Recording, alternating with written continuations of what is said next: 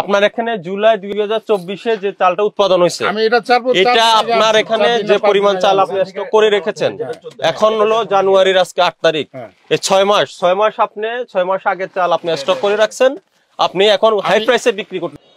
ভাই ভাইরা এসে কত দামে কিনছে সেটা দেখান আমাকে। ওরা যেটা কিনে সেটা চালান আমাকে দিন। এই যে এখানে গরমিল ও কম দামে কিনছে, ও মাঝে দিয়ে আপনার থেকে ব্যবসাটা করলো এখানে, এখন আপনি তার থেকে কি দামে কিনছেন আপনি এখানে নিজে কলম দিয়ে লিখে দিলেন, তার ক্রয় মূল্য কত সেটা আমাকে জানতে হবে। এই যে ডলফিন 140 বস্তা মজুত করেছিলেন 20 নভেম্বর, এখনো 139 বস্তা, তার মানে আপনার 1 মাস আগের চাউলও মজুত করা এখানে আছে। আপনাদের তো 15 দিন পর পর স্টক রেজিস্টার হালনাগাদকৃত রিপোর্ট জমা দেওয়ার কথা খাদ্য বিভাগে। ক্যাশ মেমোর সঙ্গে মূল্য তালিকা মিলতেছে না, বিক্রয়ের সঙ্গে মূল্য তালিকা মিলতেছে না।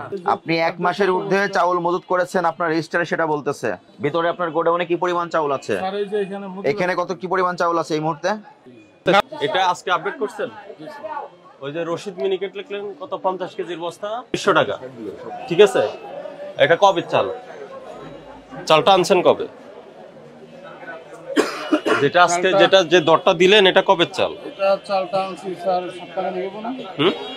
দেন চালান দেন, ক্যাশ মেমো দেখান। 1 সপ্তাহ আগে। এটা কি নতুন চাল না পুরাতন গত বছরের? আমি বলতেছি নতুন যে ধানটা উঠছে, ওই নতুন ধানটা চালটা আসছে, নতুন চাল আছে। হ্যাঁ, সেটা কোনটা বলেন। স্যার এই যে এটা হচ্ছে আপনার নতুন আটা। এটা কাদের? রশিদের? আপনার শেরপুরে। হ্যাঁ, আর রশিদ মিনিকেট কি ওই যে আপনি ইনভয়েসগুলো দেখেন কি দামে আনছেন ওটা দেখেন আমাকে। 25 কেজির বস্তা কত বিক্রি করেছেন? 1850। তালিকা কত দেওয়া আছে? আপনি তো তালিকায় যেটা দিয়েছেন তার থেকেও 30 টাকা করে বেশি রাখছেন। এখানে কোনটা আবুল মিনিকেট কোনটা পাইছো? 25 কেজির বস্তা 1850, ওখানে ছাড় আছে 1820, আবুল কেনা 1730, বিক্রি 1820। তালিকা ডিক্লেয়ার করছেন একটা, বিক্রি করতেছেন বেশি, বিক্রি করতেছেন 30 টাকা বেশি বস্তা, এটা কেন হলো? তালিকায় দিয়েছে 1820, এটা কিনেছেন কত করে আপনি উল্লেখ করেছেন?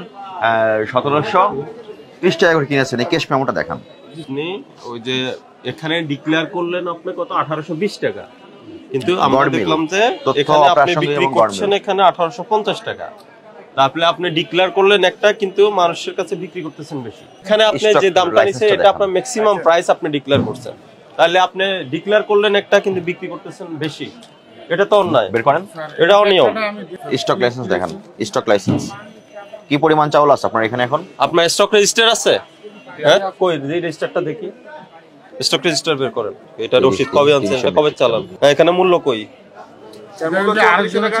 না না না, আপনার দাম দেখাইতে হবে, দাম ছাড়া এটা তো আপনার চালান, এটা কোয়ান্টিটি শুধু, কিন্তু এখানে প্রাইস নেই। এই যে প্রাইসটা আমরা 84 টাকা গাড়ি ভাড়া স্যার। এটা কে লিখছে কলম দিয়ে? আমরাই লিখছি স্যার। আপনারা কেন লিখবেন? এটা তো এটা কার? এটা রশিদ এগ্রো ফুড প্রোডাক্টস এর ইনভয়েস, এখানে তো আপনি লিখতে পারবেন না, এটা রশিদ লিখে দিবে আপনার কাছে কত বিক্রি করছে। হ্যাঁ, তো মিলের মূল্য কোথায়? মিলের মূল্য এটা আমি তো আরেকজনের মারফত কিনছি। আরেকজন কার থেকে কিনছেন? কে, সেটা কে বলেন? আপনার এখানে জুলাই 2024-এ যে চালটা উৎপাদন হয়েছে, এটা আপনার এখানে যে পরিমাণ চাল আপনি স্টক করে রেখেছেন, এখন হলো জানুয়ারির আজকে 8 তারিখ, এই 6 মাস আপনি 6 মাস আগের চাল আপনি স্টক করে রাখছেন, আপনি এখন হাই প্রাইসে বিক্রি করতেছেন। আপনার অপরাধগুলো আমি বলে দিই কি কি অপরাধ করছেন। প্রথম হচ্ছে আপনি মূল্য তালিকায় যে ডিক্লেয়ার প্রাইসটা যেটা ডিক্লেয়ার করছেন, আপনার বিক্রয় রসিদ আমরা তদন্ত করে পর্যবেক্ষণ করে দেখলাম এখানে প্রতি বস্তা আপনি 30 টাকা বেশি বিক্রি করছেন, এটা গেছে প্রথম পয়েন্ট। দ্বিতীয় পয়েন্টটা হলো আপনার যে স্টক রেজিস্টারের সাথে আপনার এখানে স্টকের মিল নেই। হ্যাঁ, তৃতীয় কথা হলো আপনার ওখানে ডিক্লেয়ার প্রাইস হলো একটা, কিন্তু আপনি বিক্রি করতেছেন আরেকটা।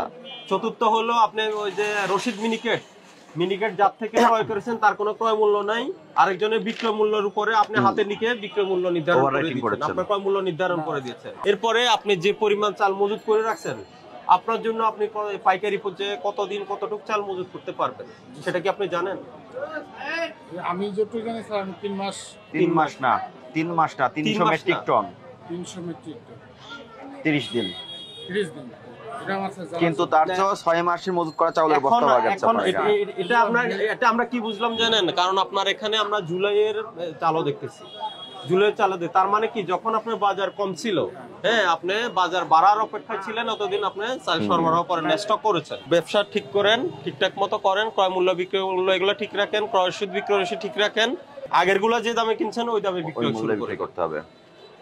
আপনি আগে যে দামে বিক্রি, আগে ক্রয় মূল্য অনুযায়ী আগে যেগুলো কমে কিনছেন না ওগুলা কমে বিক্রি করতে হবে। আজকে সতর্কতামূলক আপনাকে 1 লক্ষ টাকা আমরা জরিমানা করলাম, আর এগুলো আপনি সংশোধন করবেন।